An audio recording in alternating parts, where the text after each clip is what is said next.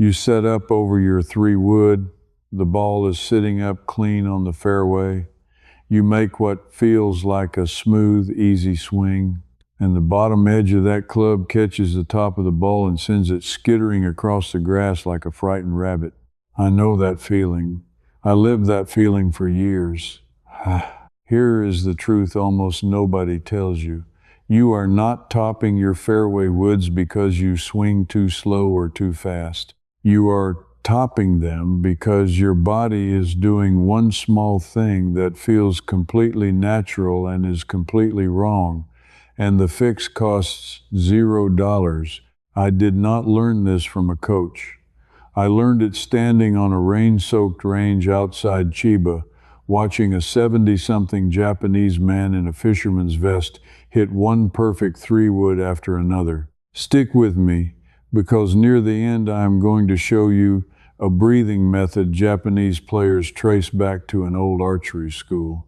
And the moment I tried it, my top shot stopped that same afternoon. You can do it in your living room tonight without a single ball. Let me take you back to that range, because that is where all of this started for me. It was a 2-tiered driving range, the kind you see all over Japan, wedged between apartment blocks with green netting stretched up into the gray sky. I was there because I was frustrated. I had spent good money on lessons back home. I had bought a brand new fairway wood the salesman swore would fix my life. And I was still sculling shots along the ground like a man trying to kill snakes. Next to me was this older gentleman, thin, calm. He did not swing hard. He barely seemed to try. But every single ball he hit off the mat came off the face with this soft click and climbed into the sky like it was on a string. Not one topped, not one thin. I watched him for maybe 20 minutes, pretending to rest between my own miserable swings. Finally, I did something I almost never do. I asked him. My Japanese was terrible. His English was patient, and between the two we managed. He did not talk about swing plane. He did not talk about launch angle. He put his hand flat on his own belly, pushed gently, and said one word I did not understand. Then he pointed at my chest, and then he pointed at the sky, and he shook his head. No, he pointed at my chest, then down at the ball, and nodded. Yes, at the time I had no idea what he meant. It took me 2 more years, a stack of research, and a lot of embarrassing swings to finally understand. But that old man on that range had just handed me the whole secret in 2 gestures, and by the end of this, you are going to understand it too. So let me start with the thing that is actually happening when you top the ball, because once you see it, you cannot unsee it. Here is the strange part. The ball is sitting on the ground. Your brain looks at that and comes to a perfectly logical conclusion. The ball is low, the target is high, therefore I must lift it. And so, in the last split second before impact, without your permission, your body tries to help. Your chest rises, your spine straightens up, your trailing shoulder drops, and your hands flip, trying to scoop the ball into the air like you are flipping a pancake off a griddle. And the tragedy is this, that lifting motion raises the bottom of your swing by an inch or 2. The club that was supposed to brush the grass now arrives high. The leading edge smacks the equator of the ball, and you top it. You did not do anything violent. You did not swing out of your shoes. You just tried to be helpful. That instinct to lift, that is the whole disease. Everything else is a symptom. Now here is what fooled me for years. With an iron, you can get away with a little bit of that lifting because the ball sits down in the grass and the club is designed to hit down. But a fairway wood is long. The shaft is long. The arc is wide, and the sweet spot sits low on that big rounded face. A fairway wood punishes lifting more than any club in the bag except the driver. So the club you most want to help is the exact club that most hates being helped. That old man on the range was not lifting. That is what his gestures meant. Chest to the sky? No. Chest down to the ball? Yes. He kept his center quiet and let the club do the rising. And when I finally understood why he could do that so easily, it came down to something I never expected. Not his hands, not his arms, his breathing in his belly. But I am getting ahead of myself, because before I could believe any of that, I needed proof it was more than one old man's habit. So I went looking, and what I found surprised me. Golf is not native to Japan. It arrived on a hillside above the port of Kobe in 1903 when an Englishman named Arthur Groom built a 4-hole course on Mount Rocco for the foreign traders living there. That is the birth of Japanese golf, 1903, on a mountain in a country that had never swung a club. And here is why that matters to you and your topped 3-wood. The Japanese did not grow up around golf the way the Scots or the Americans did. They could not lean on generations of instinct. So when they took the game seriously, they did what Japanese craftsmen have always done with anything imported. They took it apart. They studied the motion like a tea ceremony, like a sword form, like calligraphy. They broke it into pieces small enough to teach a complete beginner, and they asked a question that Western golf, in all its swagger, mostly skipped. Not how do I hit it far, but where exactly is the bottom of my swing, and how do I keep it in the same place every single time? Because that is the entire game with a fairway wood. The bottom of your swing arc, the lowest point the club head reaches, has to arrive at the ball, or a hair after it, every time. If the low point wanders up and down by even an inch, you are going to top some and hit some fat and never know which is coming. Consistency of the low point, that is the whole ball game. And the lifting instinct is what makes your low point wander. I found this idea drilled into Japanese teaching over and over, and it lines up with what modern sports science measures. Researchers studying the golf swing have a name for the exact thing your body does when it lifts. They call it early extension. It is when your hips and spine push toward the ball and straighten up too soon in the downswing. And studies of amateur golfers have found that the large majority of higher handicap players do it, while tour professionals almost never do. One set of biomechanics measurements found recreational players standing up out of their posture by a couple of inches through impact, while the best players in the world stayed down within a fraction of that. A couple of inches does not sound like much, but a couple of inches is the exact difference between the sweet spot and the top edge of that ball. A couple of inches is the difference between a shot that soars and a shot that dribbles. You are not missing by a mile. You are missing by the thickness of 2 stacked coins. And that is actually the best news you will hear all day, because a tiny miss has a tiny fix. So the villain here is not your talent. It is a reflex. But the reason nobody ever fixed that reflex for you, that is where this story starts to make me a little angry. Think about how the golf world makes its money off your top fairway wood. You blade one across the ground, and what is the first thing that happens? Somebody tells you your equipment is the problem. So you go and buy a new fairway wood with a lower center of gravity and a name that sounds like a fighter jet. And you pay $300, $400 for it. And you know what? For about 2 weeks it works a little, because a new club makes you pay attention. Then the lifting instinct comes right back, and you are topping the new club too. So then you are told you need lessons. Fine, lessons can be good, but a lot of the instruction industry is built to keep you coming back, to give you one swing thought this month and a different one next month, to keep you dependent on the appointment instead of teaching you the one root cause and setting you free. Nobody sells you a permanent fix, because a permanent fix is a customer who stops paying. And here is the part that really got under my skin once I saw it. The actual cure for topping a fairway wood is free. It is a change in where your low point lives and a change in what your body does in the last half second. It requires no purchase, no subscription, no appointment.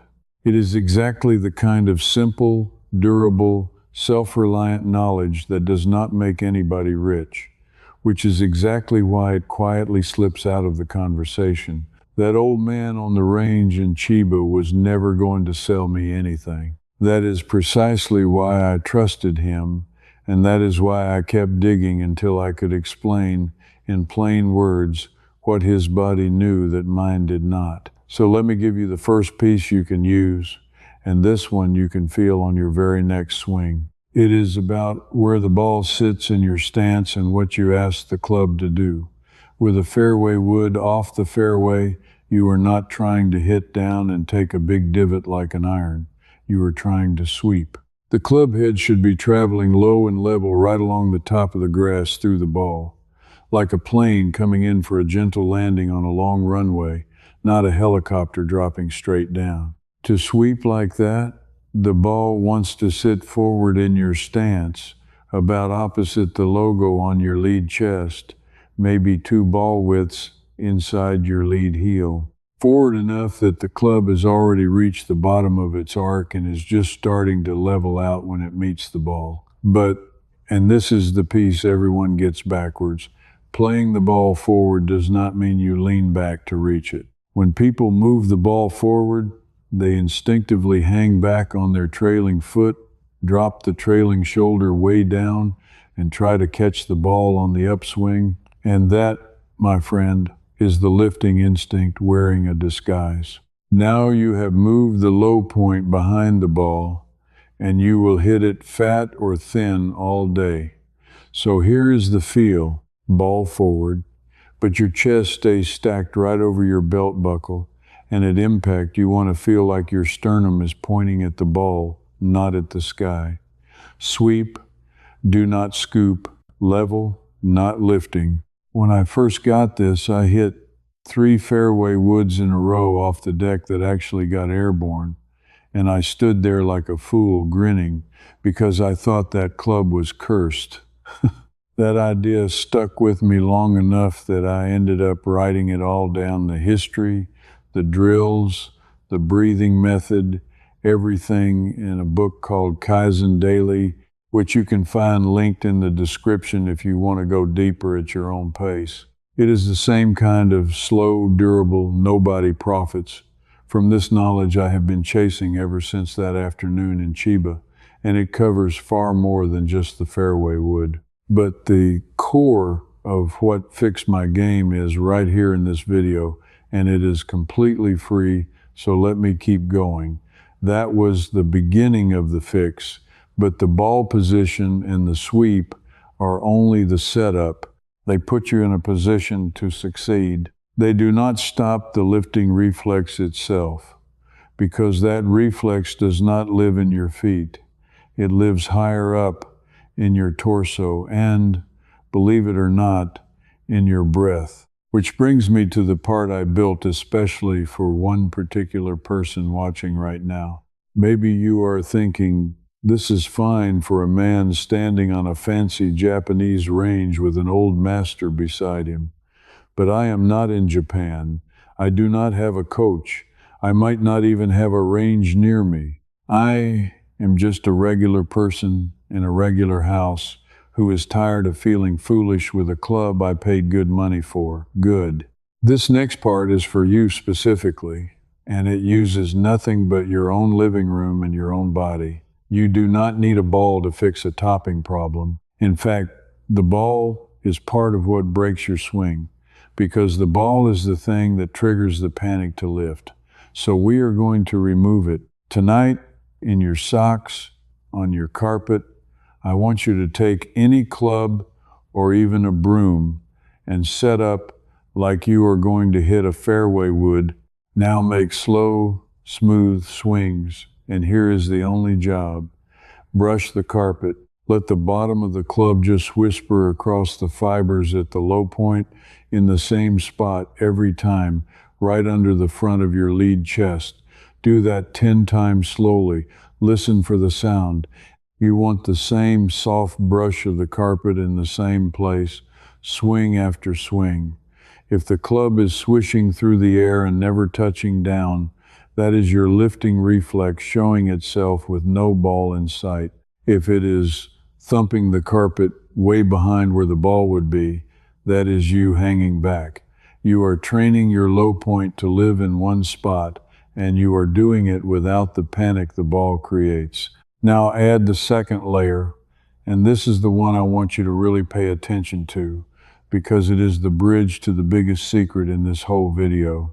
As you swing down and brush the carpet, keep your eyes not on where the ball would be as a whole, but on the front edge of that spot, the target side of it.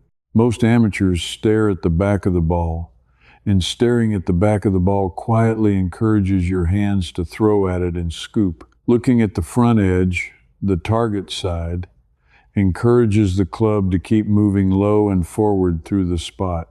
It is a tiny shift of the eyes that changes the whole strike. I want you to do this carpet drill every night this week for 3 minutes. That is it. 3 minutes, no ball, no range, no cost. By the weekend, your body will have a low point it can trust.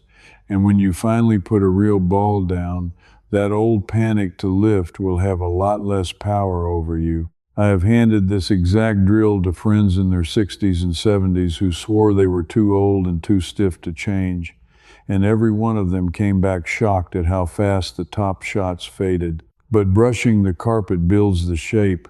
It does not, by itself, defeat the reflex in the heat of the real swing over a real ball. Because the moment there is a ball there and a shot that counts, something happens inside your body in the last half second that undoes all the practice. And this is the thing that old man knew, the thing that took me 2 years to understand, the thing almost no Western instruction ever mentions. It is not about your swing at all. It is about what you do with your breath and your belly, and that is the secret I promised you. Here is what I finally learned and where it comes from. When you stand over an important shot, you get tense. And when a human being gets tense, we do something automatic. We take a breath in and we hold it right at the top of the backswing. At the moment of maximum stress, most amateurs are holding a full chest of air. Now think about what a chest full of held air does. It lifts your rib cage. It puffs your chest upward. It pulls your whole torso up and back, away from the ball. You have, without knowing it, preloaded the exact lifting motion that tops the ball before you have even started down. Your body is a balloon straining upward, and the club has no choice but to rise with it. The old Japanese players do the opposite, and they did not invent it on the golf course. They borrowed it from something far older. In Japanese archery, in Kudo, which was refined into a formal discipline in the schools of the 16th and 17th centuries, there is a foundational teaching about the breath and about a point in the body the Japanese call the tendon, or the hara, sitting about 2 inches below the navel. The teaching is this: power and stillness do not come from the chest or the shoulders. They come from settling your breath and your center down into the belly. In Kudo, the archer exhales slowly and steadily as he draws and releases, keeping the center low and grounded so the body does not rise and the arrow flies true. This is written into the old forms. It is centuries old. And when golf arrived in Japan in 1903, the players who took to it best were people raised in a culture where this idea of the grounded, exhaling center was already in the bones. That is what the old man's hand on his belly meant. That was the word I could not understand. He was telling me the whole thing lives here, in the center, in the breath, not up in the chest. So here is the fix. The $0 fix that stopped my topping that same afternoon on the range in Chiba once I understood it. As you start your downswing, you exhale, slow, steady, controlled, through slightly parted lips, letting the breath go all the way through impact, not a sharp grunt. A long, soft, deliberate release of air that empties your chest and settles your weight down into the ground and into your belly. When you exhale on the way down, your rib cage lowers instead of lifting. Your chest stays down over the ball. Your center stays quiet and grounded. The lifting reflex has nowhere to go because the very thing that fuels it, that held breath and puffed chest, is draining out of you exactly when you need it to. Try it right now, sitting where you are. Take a big breath in and hold it, and feel how your chest and shoulders rise up and back. That is your topping swing.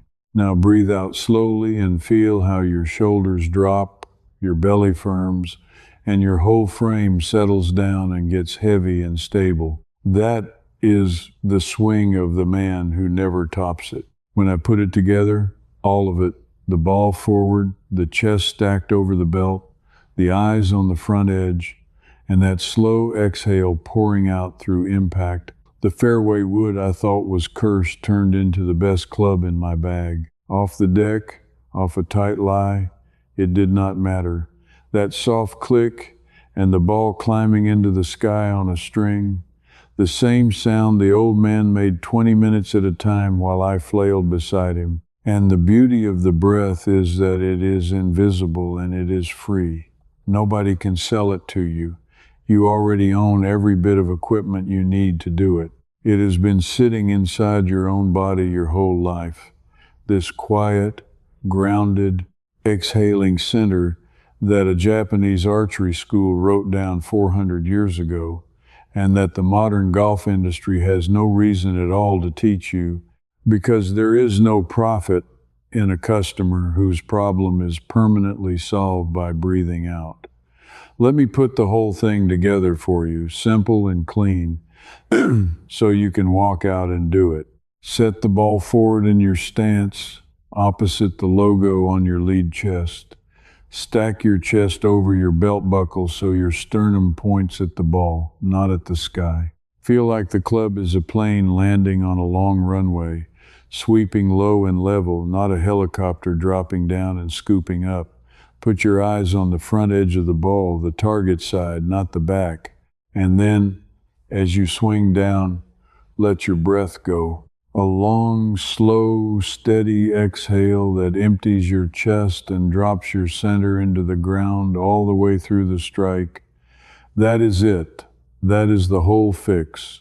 No new club, no lesson package, no subscription, nothing but a change in where the ball sits, where your chest points, where your eyes look, and what your lungs do on the way down. And if you want to groove it before you ever get to a course, go back to that carpet in your living room tonight. Brush the same spot 10 times, slow, then add the exhale. Brush and breathe out. Brush and breathe out. 3 minutes a night. By the weekend, the club that has embarrassed you for years is going to feel like an old friend. I spent years and real money chasing this, the expensive, complicated way, buying clubs and booking lessons and blaming my hands, when the answer was a breath a Japanese archer would have recognized 4 centuries ago, and an old man in a fisherman's vest handed me for free on a rainy afternoon. Here is what I have come to believe. If you are the kind of person who has always suspected that the simplest, oldest answers get buried on purpose because a solved problem is a lost sale, then you and I are cut from the same cloth. The good stuff, the stuff that actually lasts, almost never comes with a price tag and a warranty. It comes from someone who has no reason to lie to you. So let me ask you one thing, and I really want you to answer this one in the comments. When you stand over a fairway wood, be honest, are you holding your breath at the top of your backswing? Most people have never once thought about it. Go make a few slow practice swings right now. Notice what your breathing does, and then come down to the comments and tell me, were you a breath holder? I read these, and I promise you are not the only one who is about to be surprised by the answer. And if you want more of this, the real, old, tested knowledge that the modern world quietly stopped teaching because nobody could profit from it, then come along with me. This is not really about a channel. It is about a small crowd of us who are done being sold the expensive version of things our grandparents did for free.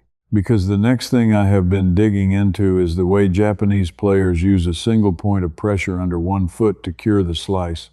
And once you feel it, you will wonder how you ever swung without it. I will see you there. This video gave you the overview, but there's more. Inside the Japanese way circle, I continue the full archery breathing drill step by step right where this video stops. And if something isn't clicking, ask me directly. A real person, me, answers you myself, never a machine. You won't be doing this alone. Just point your phone's camera at the code on screen, and you can cancel any time with one click.